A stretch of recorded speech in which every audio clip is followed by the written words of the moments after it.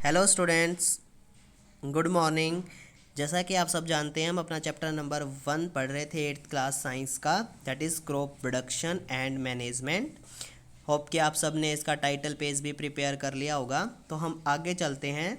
उससे पहले आप सभी जिसके पास बुक्स हैं वो अपनी बुक्स निकाल लें, और जो हम पढ़ रहे हैं उसको साथ के साथ वर्ड टू वर्ड पढ़ते हुए चलें। जिस मीनिंग में आपको डाउट है वहीं पर उसका आंसर लिख लें, उसी वहीं पे उसका मीनिंग आप राइट कर लें अपनी बुक के अंदर पेंसिल से। और सभी अपनी बुक्स ज़रूर निकाल लें। जिन बच्चों के पास बुक्स नहीं हैं वो स्कूल से आके ले सकते हैं। तो आगे हम स्टार्ट करते हैं।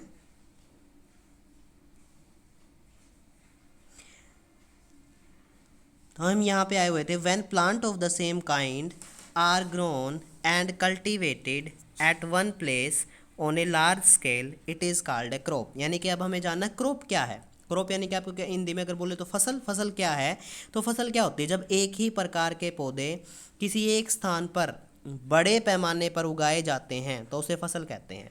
यानी कि एक जैसे पौधे जब किसी एक जगह पर बड़े पैमाने पर अगर आप उगा रहे हो ना तो उसे आप फसल कहोगे। जिस तरह से अगर हम कहते हैं क्रॉप ऑफ व्हीट यानी गेहूं की फसल, उसका मतलब है कि आप जिस खेत की बात कर रहे हो ना उस खेत में क्या होगा, हर जगह गेहूं के पौधे होंगे। जिस आप एरिया की बात कर रहे हो, ऐसा नहीं है कि बीच में कोई और पौधा मिल गया, यानी कि हर जगह क्या होंगे, गेहूं के पौधे। तो क्रॉप क्या है? जब एक प्रकार के पौधे एक बड़े पैमाने पर एक जगह पर उगाए जाते हैं तो उसे हम क्रॉप कह देते हैं। तो ठीक है, आपको क्रॉप की डेफिनेशन क्लियर होनी चाहिए, क्रॉप क्या है। तो ये आगे क्या लिखा, for example crop of wheat means, यानी कि उदाहरण के लिए क्रॉप ऑफ व्हीट गेहूं की फसल का मतलब है कि all the plants grown in the field are that of wheat. जितने भी पौधे खेत में उगाए गए हैं सारे के सारे किसके हैं? वो व्हीट के हैं। You already know that crop are of different type. आप सबको पता है अभी फसलें बहुत प्रकार की होती हैं, बहुत ज़्यादा प्रकार की फसलें होती हैं। ठीक है, जैसे कि लाइक सीरियल अनाज वाली फसलें, वेजिटेबल सब्जियां देने वाली फसलें, फ्रूट्स जिनसे जिन जिन क्रॉप से हमें फ्रूट्स मिलते हैं वो वाली फसलें। यानी कि फसलें बहुत प्रकार के होते हैं। कुछ फसलों से हमें अनाज मिलता है, कुछ से हमें सब्जियां मिलती हैं, कुछ से हमें फ्रूट्स मिलते हैं। तो they these can be classified on the basis of the season in which they grow. तो इसीलिए हम फसलों को क्या कर सकते हैं, अलग अलग प्रकार में बांट सकते हैं। किसके आधार पे? इस आधार पे कि उनको किस सीजन, किस मौसम में उगाया जा रहा है। यानी फसलों को अलग अलग क्लासिफिकेशन की जा सकती है इस आधार पे कि उन्हें किस मौसम के अंदर उगाया गया है। क्योंकि आपको पता है भाई, जिस तरह गेहूं की फसल है या फिर सरसों की जो फसल है वो सर्दियों में ही उगनी है। जो धान यानी कि जो चावल की फसल है, कॉटन कपास है जो, ठीक है, ये क्या है, गर्मियों में ही उगाई जा सकती हैं। ठीक है, तो यानी कि अलग अलग फसल्स को अलग अलग टाइम पे उगाया जाता है। ठीक है, तो आगे क्या, India is a vast country. आप सबको पता है इंडिया एक बहुत बड़ा देश है। तो द क्लाइमेटिक कंडीशन, जो हमारे क्लाइमेटिक कंडीशन है, जलवायु की दशाएं हैं भारत के अंदर, वो अलग अलग हैं। यानी कि जो टेम्परेचर है अलग अलग जगह का तापमान अलग अलग है। जैसे कि हमारे यहाँ बहुत ज़्यादा गर्मी है, पर आपको पता है जो उत्तराखंड जम्मू कश्मीर हिमाचल साइड है वहाँ गर्मी क्या होती है, कम होती है। ठीक है, अभी थोड़े दिन पहले हमारे यहाँ सर्दी बहुत ज़्यादा थी, लेकिन जो मुंबई और जो चेन्नई यानी कि जो समुंदर के साथ लगते हुए किनारे हैं उनमें सब में क्या था, वहाँ पे आपने 7th क्लास में भी पढ़ा होगा कि जो समुंदर के नज़दीक के एरियाज़ होते हैं वहाँ पे बहुत ज़्यादा गर्मी नहीं हो, वो सॉरी बहुत ज़्यादा सर्दी नहीं होती है। वहाँ पे मौसम लगभग पूरी साल एक जैसा ही रहता है। ठीक है, तो क्लाइमेटिक यानी कि इंडिया एक बहुत बड़ा देश है, तो इसलिए इसके अंदर है जो टेम्परेचर, ह्यूमिडिटी, रेनफॉल, बारिश है जो अलग अलग जगह पे अलग अलग है। यानी कहीं पर तापमान बहुत ज़्यादा रहता है, कभी बहुत कम हो जाता है, कहीं पर बारिश ज़्यादा होती है, कहीं कम होती है, कहाँ कहीं पे हवा में ह्यूमिडिटी यानी कि हवा में जो नमी है वो ज़्यादा है, कहीं पर क्या है, कम है। तो accordingly there is a rich variety of crop grown in the different part of country. तो इसीलिए क्या है, बहुत ज़्यादा वैरायटीज़ ऑफ क्रॉप, बहुत ज़्यादा प्रकार की फसलें इस देश में उगाई जाती हैं। क्योंकि इंडिया में अलग अलग जगह का तापमान, रेनफॉल, ह्यूमिडिटी जब अलग अलग है तो इसीलिए भारत देश के अंदर बहुत ज़्यादा प्रकार की फसलें भी उगाई जाती हैं। Despite this diversity two broad cropping patterns can be identify. यानी कि इतनी डाइवर्सिटी होने के बाद, यानी अलग इतनी प्रकार की फसलों के बाद उन फसलों को मेन दो कैटेगरी में बांट दिया गया है, अभी उनके दो हिस्से बना दिए गए हैं।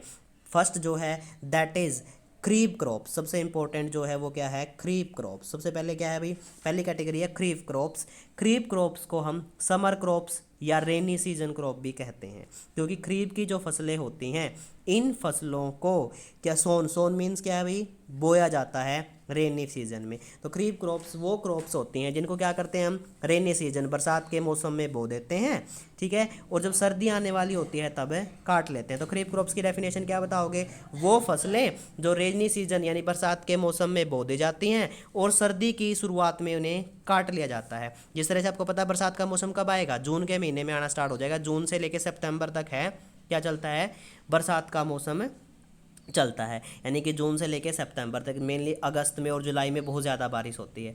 तो यानी कि आपको पता धान की फसल भी क्या की जाती है, हमारे यहाँ धान है वो भी क्या की जाती है, मेनली जून में हम स्टार्ट करते हैं, जून के एंड में या जुलाई में, जून जुलाई के अंदर उसको लगाते हैं। फिर क्या करते हैं हम उसको अक्टूबर नवंबर के मिड तक हम उसको काट लेते हैं, ठीक है। तो खरीफ क्रॉप वो क्रॉप्स हैं जो इनको हम बरसात के मौसम में लगाएंगे और सर्दी के शुरुआत में हम उन्हें काट लेंगे। अगर ये क्या रेनी सीजन में बोई जाती है तो इसलिए इन्हें क्या कहा जाता है? रेनी सीजन क्रॉप भी कहा जाता है। और रेनी सीजन है जो भारत में वो कब होता है? जून से सितंबर के बीच में होता है। और इसके अंदर आने वाली कौन कौन सी फसलें हैं भाई? खरीफ क्रॉप्स क्या हैं, कौन कौन सी हैं? पैडी धान की फसल, क्योंकि ये भी रेनी सीजन में बोई जाती है। मैजा मक्के की फसल, सोयाबीन की, ग्राउंड नट मूंगफली की, कॉटन कपास की, ये सारी की सारी क्या हैं? खरीफ क्रॉप्स हैं। तो अब क्या आपको सबको समझ आ गया होगा कि खरीफ क्रॉप्स क्या हैं? खरीफ क्रॉप्स वो क्रॉप्स हैं जो रेनी सीजन में बोई जाएंगी और जिनको विंटर स्टार्ट होने के स्टार्टिंग में हमें काट लेंगे, यानी कि अक्टूबर नवंबर तक काट लेंगे। Second one is the rabi crops. दूसरी क्या है? रबी क्रॉप्स। तो रबी क्रॉप्स वो क्रॉप्स होती हैं जिनको हम सर्दियों में बोते हैं।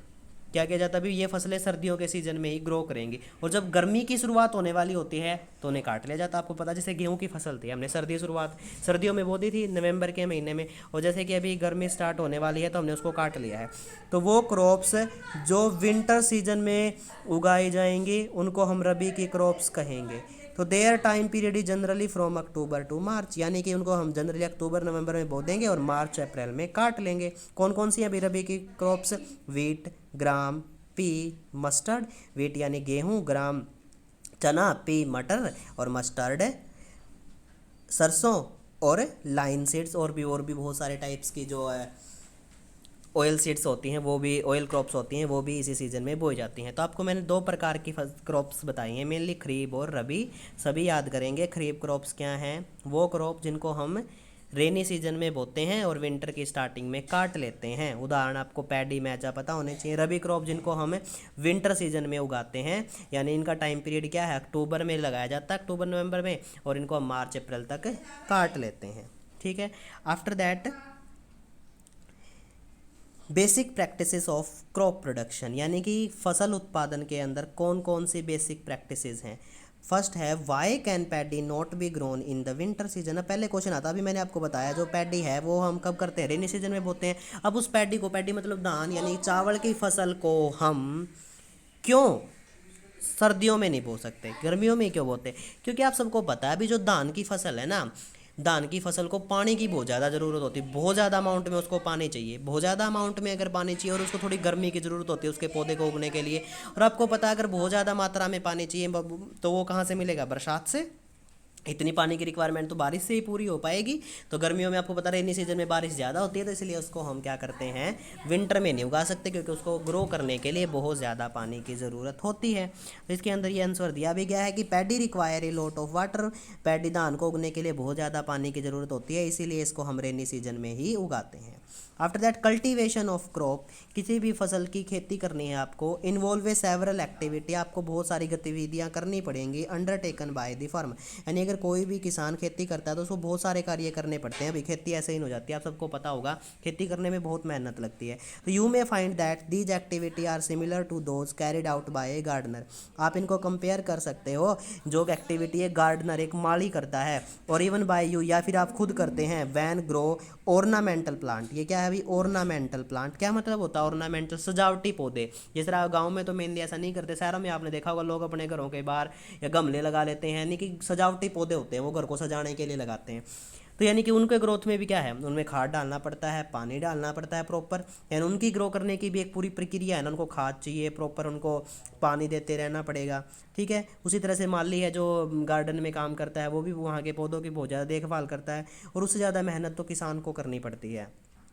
तो दीज एक्टिविटी और टास्क आर रेफर्ड टू, इन एक्टिविटी और टास्क को are referred to and agricultural practices. और वो यानी एग्रीकल्चर प्रैक्टिसेस क्या हैं? एग्रीकल्चरल प्रैक्टिसेस वो टास्क हैं जो एक किसान के द्वारा किए जाते हैं अपनी फसल को तैयार करने के लिए। और वो एग्रीकल्चर प्रैक्टिसेस वो कौन कौन से टास्क हैं, कौन कौन सी गतिविधियां हैं जो फसल उगाने के लिए किसान को करनी पड़ती है। सबसे पहले जो काम करना पड़ता है वो क्या है भाई? सबसे पहले प्रिपरेशन ऑफ सोयल, मिट्टी को तैयार करना पड़ेगा।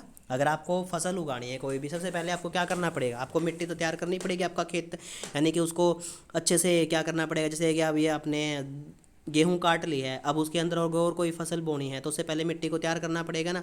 हमें खेत को क्या करना पड़ेगा? प्लो यानी कि जोतना पड़ेगा। उसके बाद है सोइंग, फिर बिजाई करनी पड़ेगी। एडिंग मैन्योर, टाइम टाइम पे उसमें खाद फर्टिलाइजर डालने पड़ेंगे। इरिगेशन, सिंचाई करनी पड़ेगी। प्रोटेक्टिंग फ्रॉम वेड्स, यानी कि खरपतवार, या जैसे खरपतवार मतलब कि जैसे फसल के साथ साथ कई बार क्या होता है, जो अनवांटेड प्लांट जिनकी हमें ज़रूरत नहीं है ना, ऐसे पौधे फसल के साथ साथ पैदा हो जाते हैं। जैसे आप देखा हुआ धान की फसल में हम क्या करते हैं, बोलते हुए डंगा पाड़ रहे हैं, यानी कि वो अनवांटेड पौधे जो पैदा हो जाते हैं ना साथ साथ, उनको उखाड़ना। और जैसे अगर आप कपास बोते हैं आपकी साइड, तो आपने देखा होगा कि कपास को हम टाइम टाइम पे क्या करते हैं, हम बोलते हैं नुड़ा निकाल रहे हैं। यानी कि उसका मतलब क्या है कि हम जो उसमें फालतू के पौधे पैदा हो गए हैं ना, उनको क्या करना है, हमें उखाड़ना है। तो यानी कि प्रोटेक्टिंग फ्रॉम वीड, फसल को हमें खरपतवार से बचाना है। हार्वेस्टिंग, उसके बाद क्या होगा, यानी कि सबसे पहले हमने क्या किया, सबसे पहले हमने मिट्टी को तैयार कर लिया, फिर उसमें बीज की बुआई कर दी, उसमें टाइम टाइम पे खाद डालते रहे, उसकी सिंचाई की, उसको वीड से बचाया। अब फसल तैयार हो चुकी है, उसके बाद क्या करेंगे, हार्वेस्टिंग मतलब फसल की कटाई करेंगे। कटाई करने के बाद हमें जैसे कि हमने गेहूँ काट लिया, कटाई करने के बाद अब क्या है, उसको स्टोर भी तो करना है। चाहे हमें उसको बेच के आए और सरकार को स्टोर करके रखना है, या आपको अपने घर पे भी स्टोर करके रखना है, तो उसके बाद लास्ट में क्या करेंगे, हम स्टोरेज करेंगे।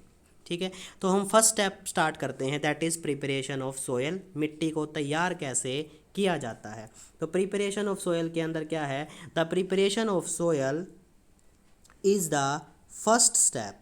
क्या है प्रिपरेशन ऑफ सोयल? सबसे पहला स्टेप है भाई, बिफोर ग्रोइंग ए क्रॉप। किसी फसल को उगाने से पहले जो पहला काम आपको करना है वो मिट्टी को तैयार करना है। One of the most important task in agriculture is to turn the soil and loosen it. जो सबसे ज़रूरी टास्क है खेती के अंदर वो यही है कि is to turn the soil and loose it, यानी कि सोयल को लूज करना, यानी हल्की करना मिट्टी को। और टर्न मीन्स ले, यानी कि जैसे आपने खेत को जोत दिया तो क्या होगा, खेत को जोतने से जो नीचे की मिट्टी होगी, ऊपर वाली मिट्टी क्या होगा, धूप लगने से या उसका न्यूट्रिएंट्स खत्म हो चुका होगा, जिसमें आपने जो फसल बोई होगी, पौधों ने सारा न्यूट्रिएंट, सारे पोषक तत्व उसमें से ले लिए होंगे। तो हम क्या करेंगे, खेत को जोतने से मिट्टी को हम पलट देंगे, टर्न आउट कर देंगे, नीचे की लेयर को ऊपर ले आएंगे, यानी खेत को जोतने से। इससे क्या होगा, जो न्यूट्रिएंट है उसमें बढ़ जाएंगे। लूज मतलब उसको हल्का करना, क्योंकि मिट्टी अगर हल्की नहीं होगी तो अगर आप उसमें पौधे बोओगे तो उनकी जड़ों को अगर मिट्टी हल्की होगी तो प्रॉपर सही तरीके से पानी और हवा मिलती रहेगी, जिससे वो अच्छे से ग्रो करेंगे। इसलिए उसको हल्का करना भी जरूरी है।